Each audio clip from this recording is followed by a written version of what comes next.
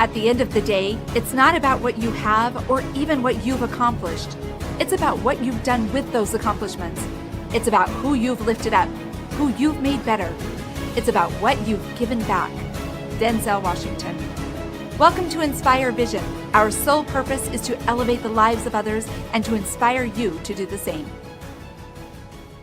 Greg, welcome to the show.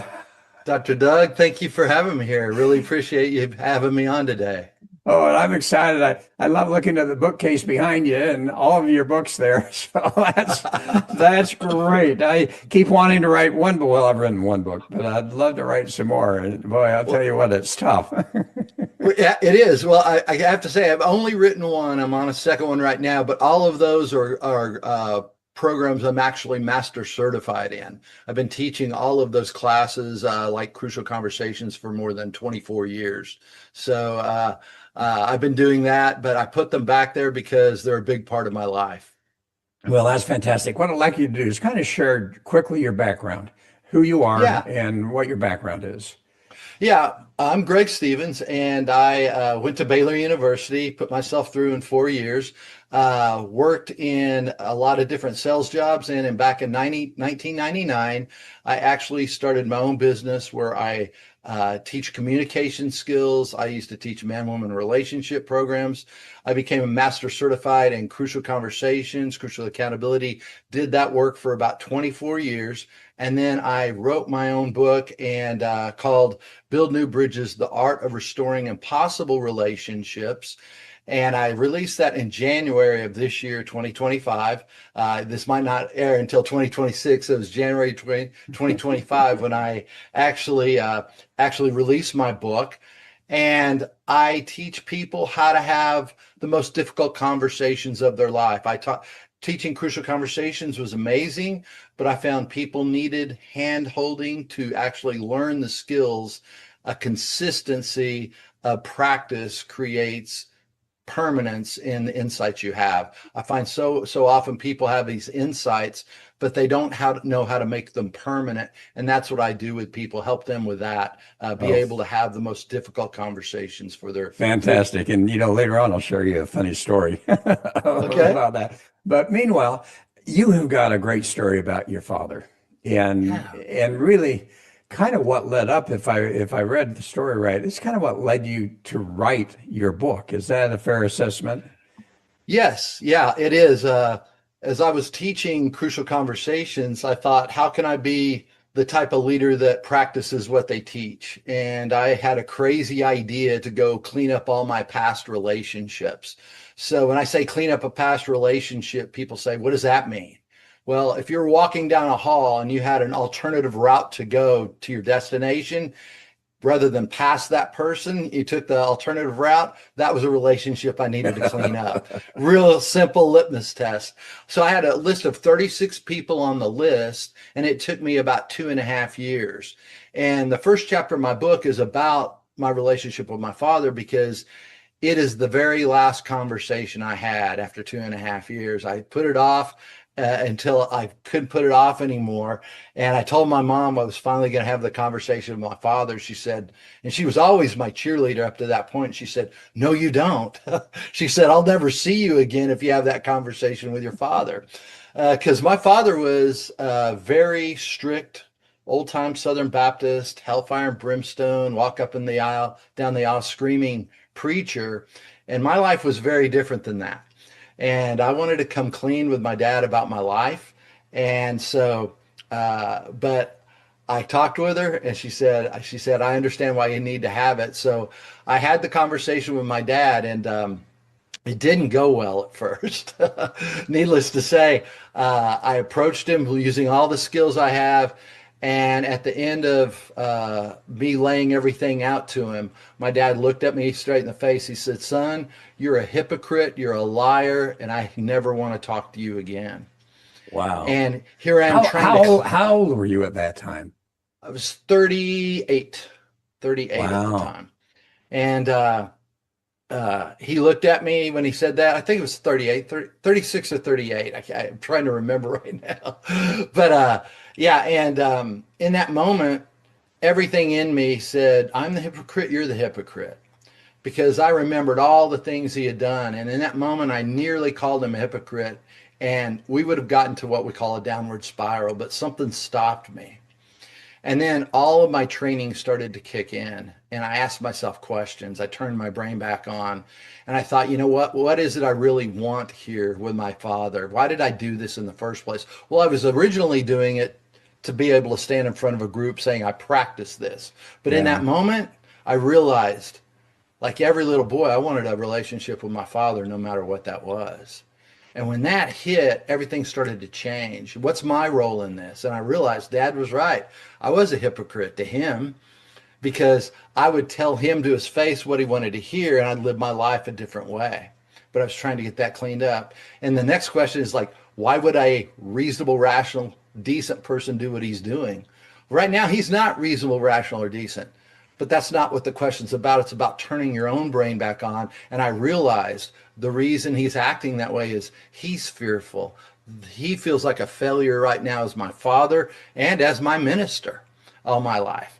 And then what do I need to do right now to actually move toward what I want? I knew what I needed to do. And I looked at him, and all my preparation went out the door, but my heart came out, and I looked at him and said, Dad, you're right. I am a hypocrite to you. Mom knows what I do. My family knows. All my friends know I live my life out in the open. I've kept it from you because I was worried you would want to disown me. And I can see I was right now, but that's not what I want. I said, you said you'd stay an entire week. You just got here. Would you give me just 3 more days? But if you stay those 3 days, we have to talk about everything we kept from each other. So if we never see each other again in this lifetime, at least we will know who we were to each other. And my dad looked at me, he's crying. He said, son, it won't make a bit of difference, but I'll give you the 3 days. Then I never want to see your face again. I can't look at you right now. You make me sick. He walked out the door and slammed the door. So that was that conversation. But he came back in about 2 hours later after driving around, and he sat down and said, let's do this talking thing. So that was my audience. But over the next 3 days, we talked about everything that really mattered. And it was the first time I ever had a connection with my father. And I was so happy because after 3 days, I thought, wow, this is amazing. I've got the relationship with my father I've always wanted. And the next morning I woke up and he's standing at the door with his luggage. He said, well, I'm going to go. I told you I'd gone after 3 days. And my heart sunk. I said, okay. I walked him out the door, and he throws his luggage in the trunk, closes it, looks me dead in the eye, says nothing, gets in his car, he drives away, and he dies 3 years later. Now, the reason I start that with a book, because when you show up for your conversations that I teach, you can never change the other person. All you can do is do your best. But I also found out that day, when you do your best, you have no idea what can show up and happen, because that car stopped about halfway down the street. It sat there a second, backed up, pulled in. My dad got out, came running to me, hugged me and crying. He said, son, I love you and I like you. I like the man you become. He said, honestly, I always wanted you to be a preacher. You like to party way too much for that. He said, I'll always be on you about the alcohol, but he said, I'd like to start this relationship you're talking about. And once you get, several days ago was a conversation. Now it's a relationship.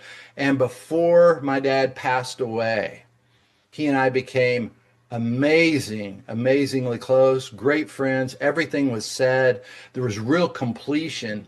And it was interesting because my dad told me one time, I said, Dad, I would like to tell our story to people. And here's how I'd like to tell it. And I told it to him just like I told you today. And he looked at me and said, son, I'm not that way anymore. And what I consistently tell people when I'm working with them, you have no ability to change another person. But if you change how you do things, they may have to change how they engage with you. And that's your real power. Most people get in these situations with people. They want to blame them. They want to see them as the problem. I see each interaction like that as my ability and chance to grow, to get better, to be able to speak into their listening. It's a hard thing to speak into someone else's listening because you've got to consider their view, their judgments, how they view the world, and understand, love them through that. care for them because they're just a hurting soul, just like you are. So I have a very personal question for you. Yeah. So as you made that difference in your relationship with your dad, and that relationship changed, and you saw your dad change with his behavior towards you, did you see his behavior change towards his congregation or towards other people? Or was he still the same SOB that you had experienced as a preacher? Yeah. I saw him.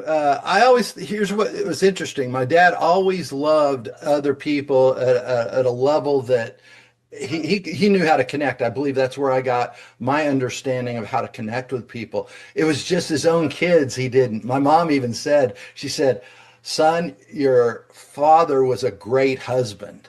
He was just a terrible father." But you look at his parents, and I understood why. Yeah. But one of the things I do love is my father. Even when he had cancer, he couldn't get out and talk to people. He called people every day and said, he went through, they had a small congregation, but he went every week. He called everyone in his congregation to be able to engage with them.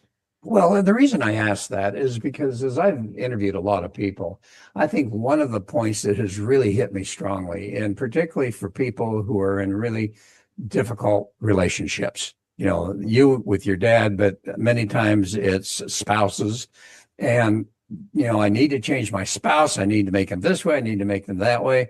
And kind of the whole concept that we've talked about is that as you change, and as you develop those skills of communication, of conversation, and all of that, all of a sudden, many, many times, maybe higher percentage than not, that person for some reason changes without going through that whole process of personal transformation and so forth. Have you seen that happen with the folks you work with? Every single time. Yeah, because there's a connection that happens. Doesn't mean they do everything differently, but how they engage with the other person. There's also what I found is when someone has the courage to step up, there's a compassion and understanding that happens on the other side. Most people, when I work with them, I don't want to have this conversation. I don't either. I want what's on the other side of the conversation. It's always hard. But the question is, are you trading your peace for what you think is comfort? Because I've seen people put off conversations for 2, 5, even 10 years. And at the end of it, if they're going to get forward, they've still got to go have that conversation. I'd rather have a 15-minute to 2-hour conversation with someone than live with that for 10 years. And what you typically find is, to answer your question, Dr. Doug, is because there's something that happens in that interaction. There's a human thing that goes on, and there's what I found is there's a realization of hope where there wasn't hope before. Well, and we're going to get into a lot of these concepts of how do you have a better conversation and how do you change that relationship. I had shared with you before we actually came on the show that I have kind of a fun story. Growing up, my children experienced this with me, their parent. Years into it, I realized, and I really started looking at communication. And one of the things I realize is that words are so important, the words that we use. And so I would teach my children, and I would do this too, is that if I used a word that I thought maybe they didn't understand, I would say, here's what that word means to me. Okay. Yeah. And so I was talking to my daughter the other day, and she was telling me about a trip she went on with one of her girlfriends. Now she's 28 years old, but when she was in high school, she had this number of friends, but this particular one, it was kind of a rough relationship going on and on. But anyway, this other weekend, she headed down to southern Utah with them, and they were going down, and she got into a conversation, and she used a word, and she says, "Well, let me explain what that means." And her friend just got so upset. And my daughter says, "What is wrong?" She says, "You have done this to me your whole life, you think I'm stupid, and therefore you define words that you think I don't understand. And so she got into the whole thing about me. Her dad had just literally taught the kids, you need to define these words because people will misunderstand or not understand. And part of communication is making sure that they truly understand what you're saying. Absolutely. And it's interesting because she was doing that to be clear, and it was still unclear because the person made it mean something different. She made it mean I'm stupid. And that's just it. In the absence of information, we make it up. So she makes up each time she's defining it. And I love that you did that with your kids because so often I define this one way, you might define it another. And if we don't have that, there's no clear message. Well, it happens so often. and it really made a difference for them. Yeah. She says, oh, absolutely. It changed their whole conversation and to some degree, their relationship. Just, it was a 4 or 5 hour drive. So they had a chance to talk a lot. Yeah. Well, but I love that. But here's what's also amazing. She never knew that her friend felt like that until she said it.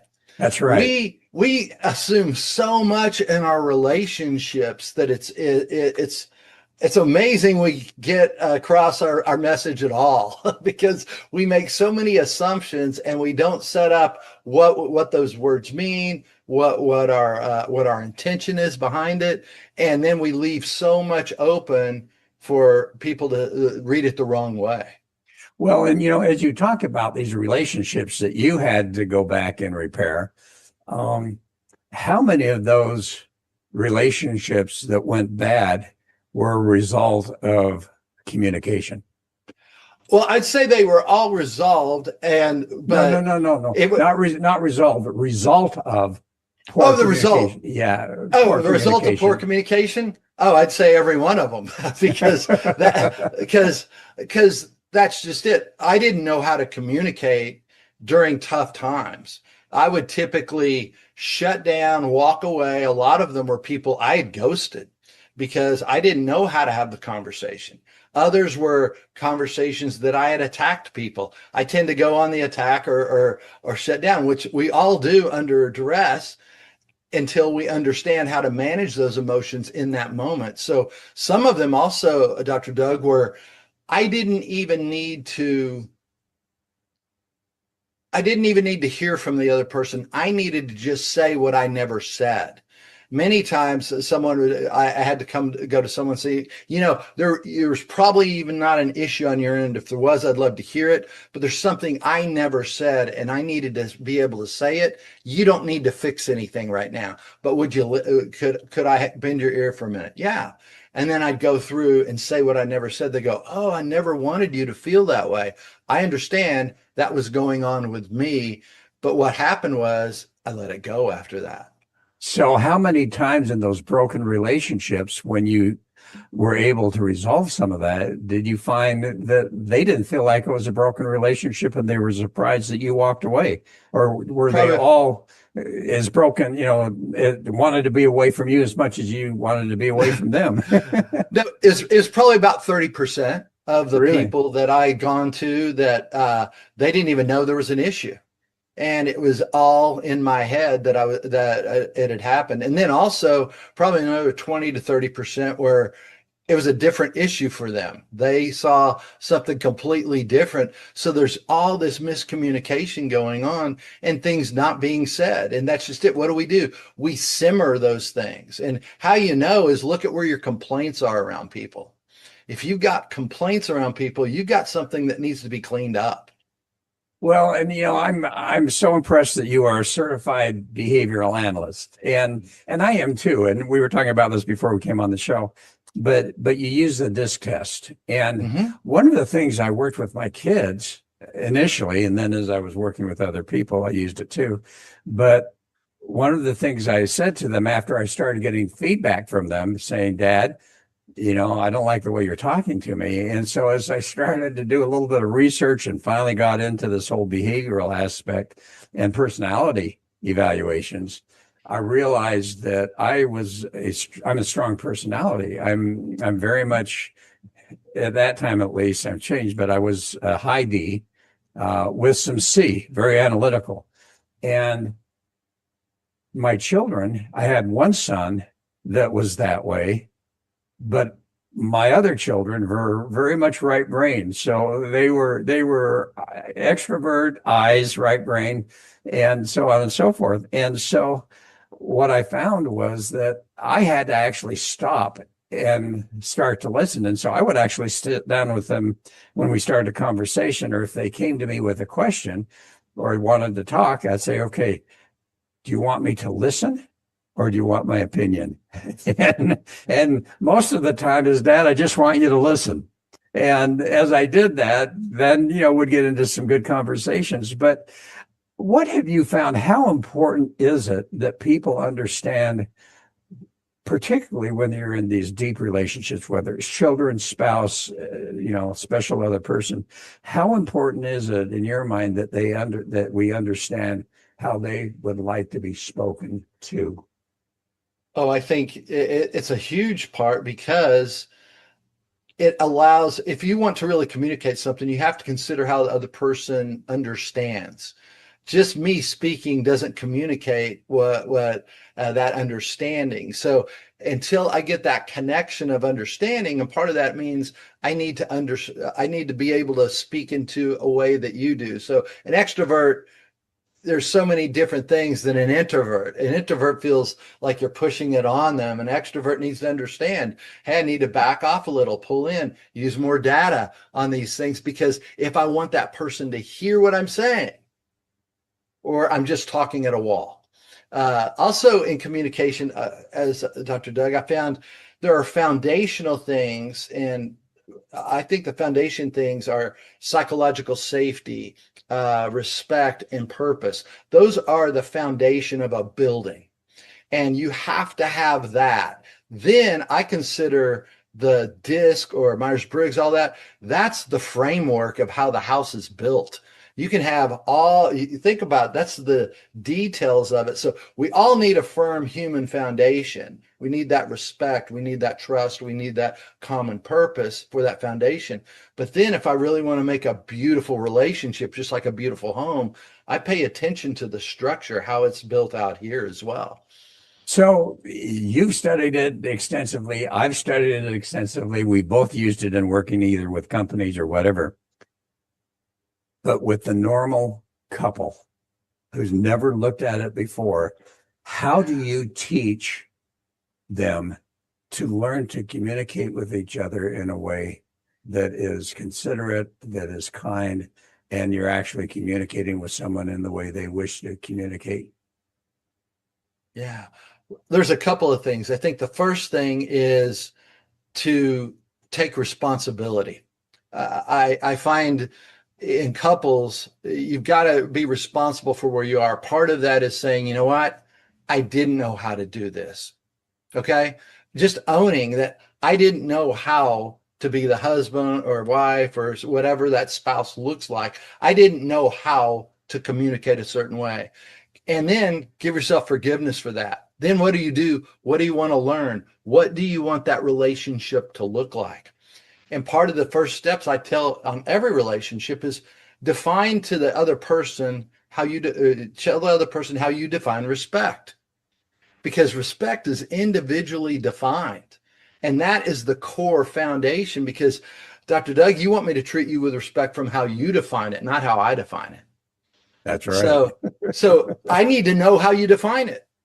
We're assuming we know, and most of the time we get it right, but there's details we don't. The other great question is, how do you know when you're not being when you know you're not being respected? Oh, when you roll your eyes, when you walk away, when you raise your voice. All of these things are a mirror, because we do not see our own behavior in those relationships. But that's the first part. You got to own, hey, I haven't gotten this right to this point. That's why we're here. Because there's a quote I live my life by, and it's everything in my life I create, promote, or allow. So if my relationship is on the rocks, I'm responsible for that. I'm responsible for that part. Now, Does that person have responsibility? Yes. But I can't take their responsibility. I have to own my own first. I find when I own my own and manage it and say, you know what, I'm going to get better. The other thing I find so often people want to go from zero to perfection. That doesn't happen. It takes time to build those skills. It takes time to heal some of those damage that's been done. It's a consistent practice.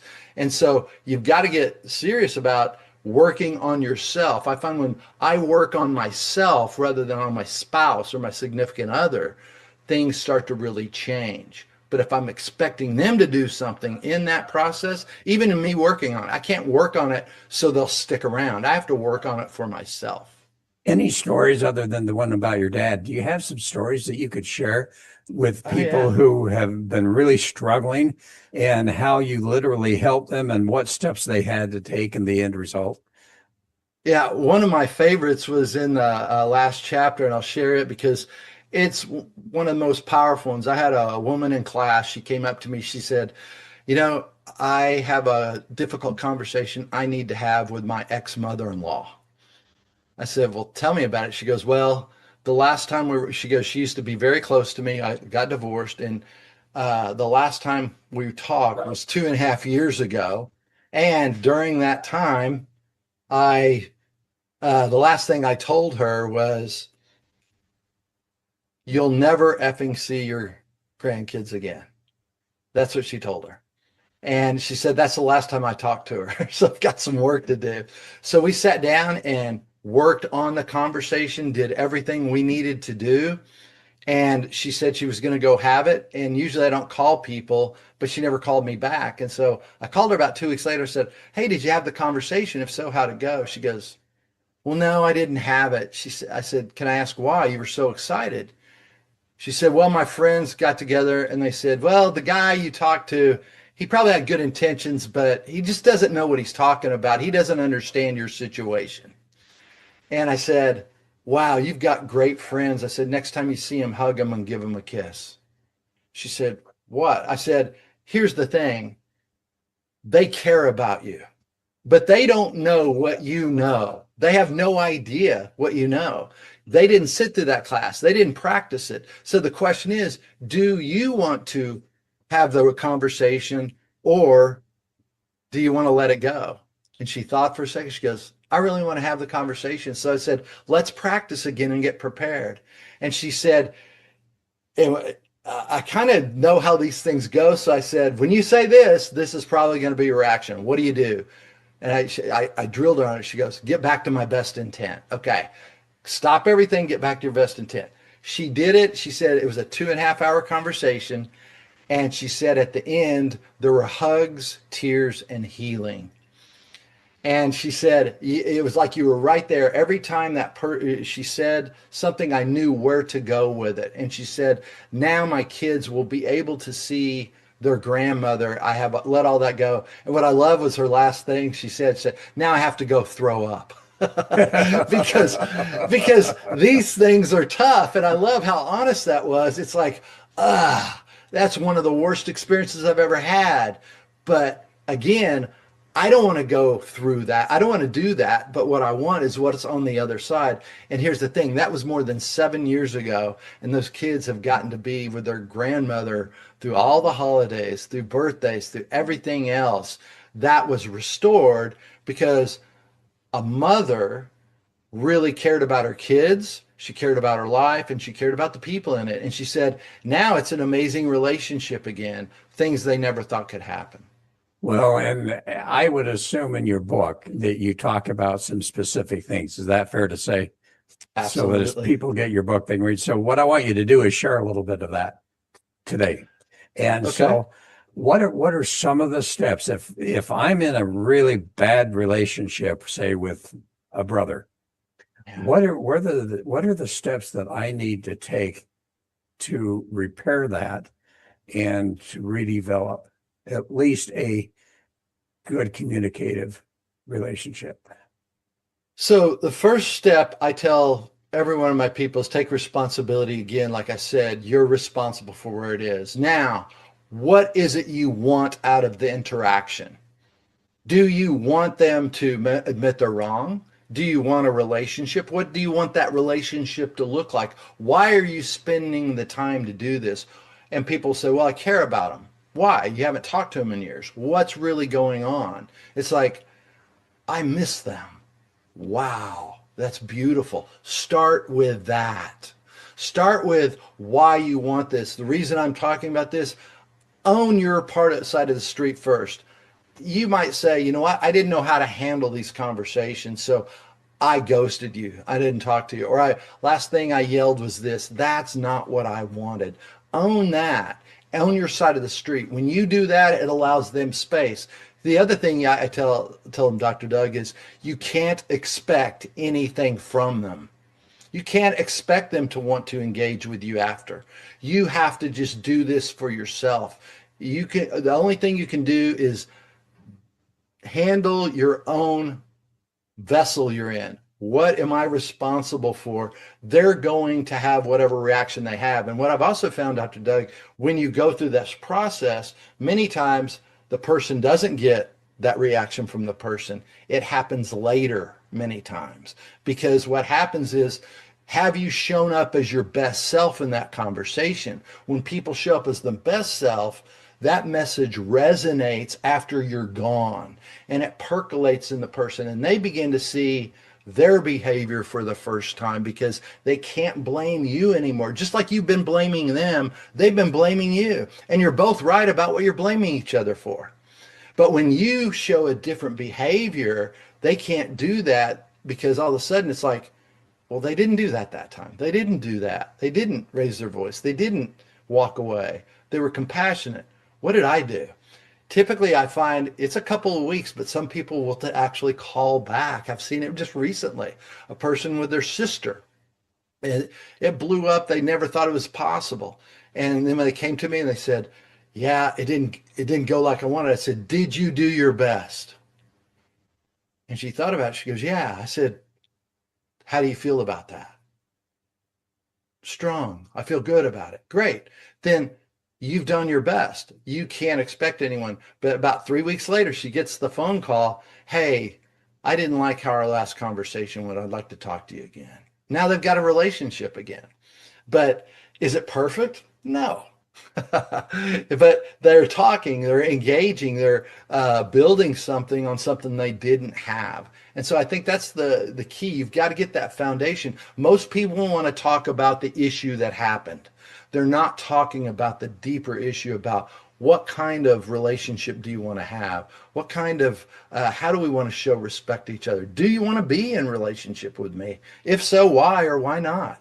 Let's talk about those things rather than you did this or I did this. Those are surface level issues. The deeper issue is, do I want to open myself and my heart up to you? Do I want to do that? So I know a lot of people that are listening are parents, have children, different ages. Doesn't matter what age they are, they're still children. Right.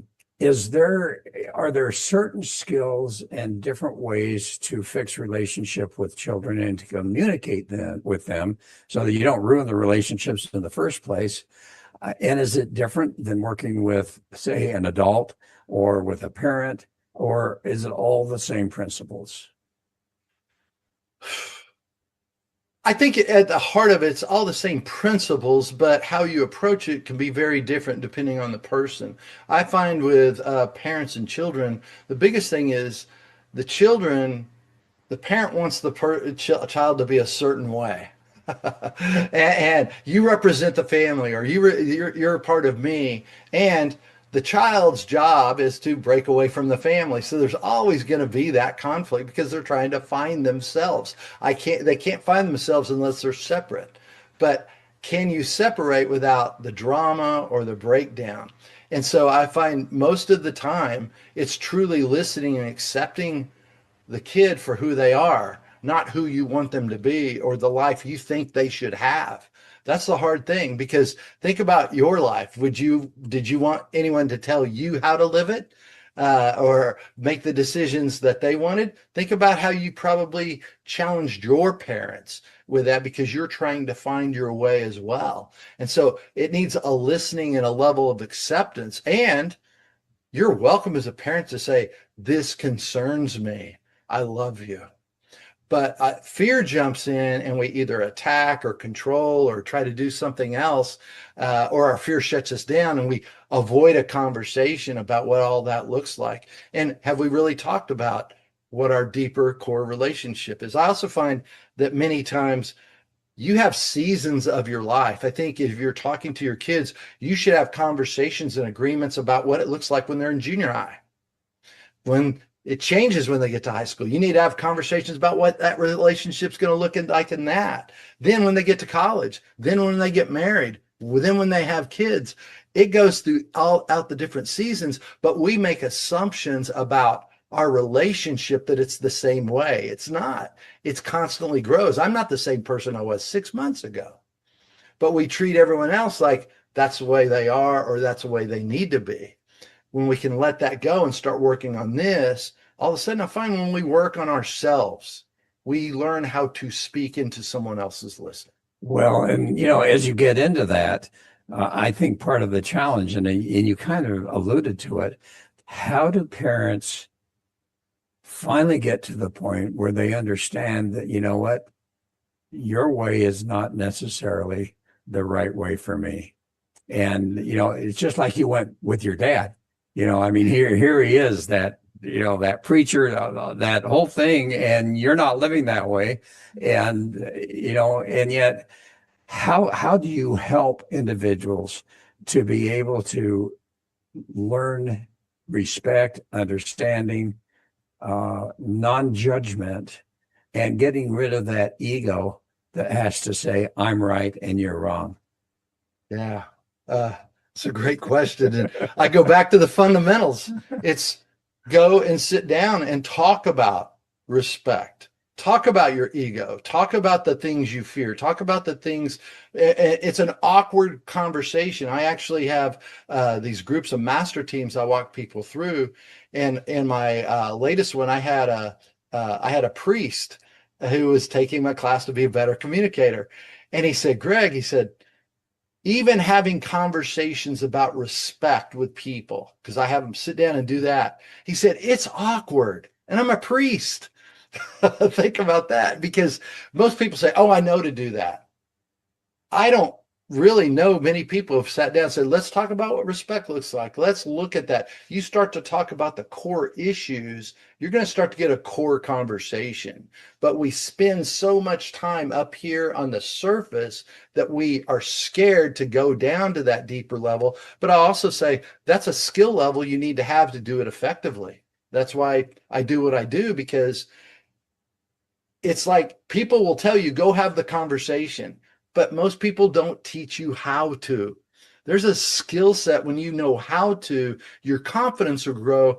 I'll say this, it makes you more effective in the conversation. It doesn't take away, you'll have the same fear today, tomorrow that you would have if I learned all the skills. That doesn't go away. It's always going to be there. Well, and in today's culture and what's going on in the United States particularly, and I think it's all over the world, but we're so aware because of media and everything else. And I have seen people who were very close friends and are no longer friends at all because their political beliefs are one way, maybe their religious beliefs have gone a different way. They have these philosophical differences, and yet these were people who were really good friends. How do you help them to understand how to have conversations and communication in a way that, rather than destroying the relationship or just walking away because you can't stand the conversations and their beliefs, to having something that you can find some commonality and maintain that relationship and that respect without losing? Yeah.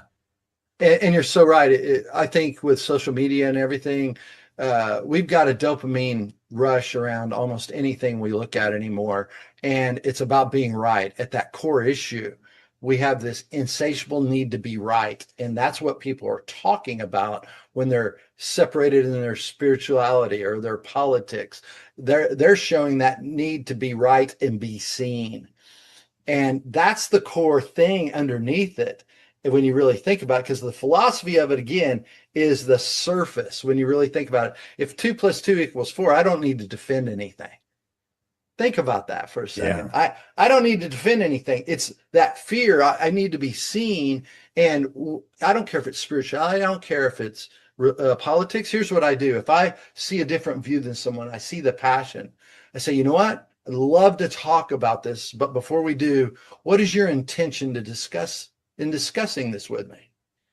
Is your intention to get me to run over to your side? Is it to make me wrong? Show that you know more than me? Shame me? Or is it to try to find a real understanding? Is it to try to lift each other up? What is your intention in talking about this with me? Second thing, before we talk about what we have, our differences, let's talk about for 10 minutes about what we have in common. I love that. It's interesting. People don't know how to respond. And when I've done this on every political conversation, people stop talking about politics and we get into talking about how we're together. It's a much stronger. It's amazing. We might be different on, let's say 20% of our politics. That means 80% of everything else we have in common, but we're focusing on our differences. That's like looking at the negative thing about everything. Let's look at the positive and you'll get more positive. Look at the negative, you get more negative. Oh, I think that's a great approach. Yeah. Well, I didn't, I sat there, I thought, I was the same way. I was like, I don't want to shy away from conversations. I will talk about anything. But really, what is your intent? Let's talk about what we have in common. All those other things start to fade away because you're getting the real needs met. The other stuff is fear. I'm smarter than you. I'm better. We have to do things my way. What you find throughout history, life happens because of opposites, because those things actually mold us to get prepared for the next thing. But if we constantly say it just has to be my way, we're dumbing ourselves down. There's value in one of the exercises I have my people doing in master teams is actually find someone who believes differently than them politically or spiritually or whatever a key thing. And then they just have to go and listen to understand. They can't give their point of view. I want you to really understand why that person thinks what they think. They'll let you know when they're done. And it's amazing the connection that happens because some of the people come back and say, that person called me 3 days later and then wanted to hear what I thought. They wanted to do the exercise with me. Because it's really, there's a guy named Daryl Davis. I don't know if you've ever heard of him. I haven't. No. Check him out on YouTube. He's he reaches people through listening, to understanding them. He's got an amazing story. He's been on 60 Minutes a couple of times. Well, and I think you've hit on the key, and I appreciate what you've said because the whole key is to seek to understand. And, Absolutely. When someone will just sit back and really want to understand and ask questions. I'm not sure I understand that exactly. Can you explain that a little bit more to me and so forth? When they seek to understand, that just brings up the whole level of a relationship because now they know you really want to understand rather than I'm right, you're wrong, etc. Yeah. And Dr. Doug, I love that because to understand, you have to listen. And I have a lot of people that come to me and say, oh, I'm a really good listener. Well, you know what? You don't get to say whether you're a good listener. Other people, here's the thing. You'll find out if you're a good listener or not. Don't tell people you're a good listener. If you're a good listener, you'll hear it at least once a week because it's so rare. Because when you truly listen to someone, they're just like, wow, you listen really well. If you're getting that once a week from people you're around, you're probably a good listener. But if you're not getting that, it should be a check. It should be a check. It really should be. So I would assume a lot of this information and detail is in your book. Yes. How do people find your book? Yeah, it's called Build New Bridges, The Art of Restoring Impossible Relationships. And they can go on Amazon, anywhere books are sold, Barnes and Noble, they're all there. And it's interesting because I put my life into it. I put all that information. You can read it and practice it, and you'd have the skills. But I find sometimes people need a handholder, or they need a coach. Find a coach, work with them on this. Make sure, most people talk about success. They think about money. They think about a lot of different things. I think about success in relationships. Well, and what about your website? How do people find you? Oh, yeah. It's just go to alignment-resources.com. Alignment-resources.com. Don't forget the dash. And we talk about our master team programs. We have programs for new program coming up for emerging leaders. We're working with the younger generation to teach them the skill sets most executives today are having. They typically say, I wish I would have learned this 20 years ago. So we're doing that, trying to help those people getting out of college or in their gap year to understand, to set themselves apart. But my whole goal in all of this is to help people have more deep, meaningful relationships, to have the joy that comes with that. Well, and what would be your final message to the audience today? My final message would be, it's not impossible. Sometimes we think of a relationship as being, or a conversation as being impossible. That's a limited belief. It's not true. But if you learn the skills, you work on yourself, you do all the different things, you can do things you never thought you could. So your relationship's not impossible. Your job's not impossible. The things you see, there is possibility in every space. As you begin to understand what you're doing around it and accept it, it's a limiting belief. Do not believe that thing that says it's impossible. Yeah, I love it. Thank you so much, Greg. And Thank you. And I'm just fascinated about your book. I think Thank that's you. got to be incredible. Folks, I hope you've enjoyed this, and go get that book, because I guarantee you, we all need help in our communication. Anyways, thanks so much. Folks, thanks for listening. Hope you'll join us again soon. And as usual, this is Dr. Doug saying namaste.